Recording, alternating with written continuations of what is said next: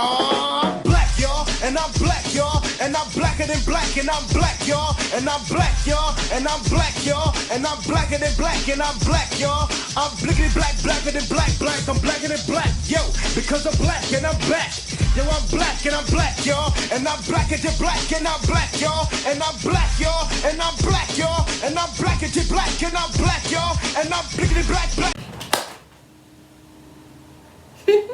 Y'all already know what's up. But I'm here right now, just sitting in a cloud. Hello, my lovely, lovely little viewers. Saffron here. Today, I'm going to be sharing with you guys 5 facts about Black history you probably didn't even know about. Now, don't put the blame on your teacher. It's not their fault. It's about what they learned. It's the government's fault. Some of this stuff has been swept under the rug, but guess what? I'm pulling it right back out. And to commemorate Black History Month, this is perfect. It's perfect. So I hope you guys like this video. Give it a like, comment, and subscribe. And without further ado, let's get on with the facts. First fact. Josephine Baker was a spy for the France during World War II. Yes, you heard that right, ladies and gentlemen. So when she got married to her husband in 1937, she became a citizen of France. By the time the 1940s rolled around and the Nazis were trying, or better yet, starting to occupy Paris, Baker decided, hey, this is my country, I live here, so I'm gonna help.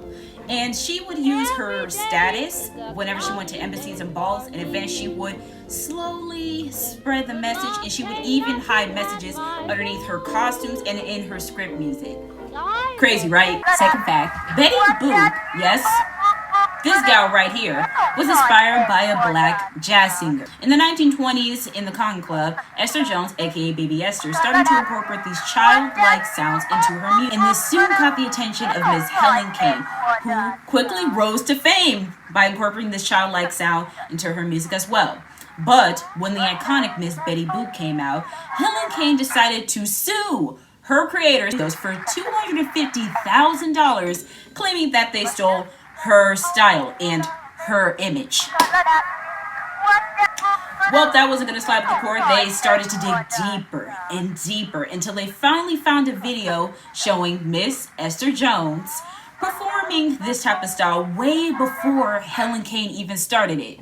So yeah, she got caught. For my ladies out here, the menstrual pad was invented by a Black woman. So a woman by the name of Mary Davison Beatrice Kenner had a very nick for inventions when she was a young child, but her most innovative invention was the menstrual pad. Now she tried to market this out, but because of her, you know what it is, her melanin, people didn't want to market her product. And it didn't take until 1956, 30 years later, for the product to be out. Fourth fact, the richest person in history is Musa First of Mali, who was an African king. Born in 1208, he was the ruler of the Mali Empire. And at the time, the Mali Empire had an abundance of gold and other natural resources. He put this to good use, eventually expanding the empire to 2,000, conquering more than 24 cities, and having so much wealth that he needed a big caravan of camels just to transport it from point A to point B. After his death, his wealth still continued and eventually became a huge impact for the economy of Egypt as we know it today.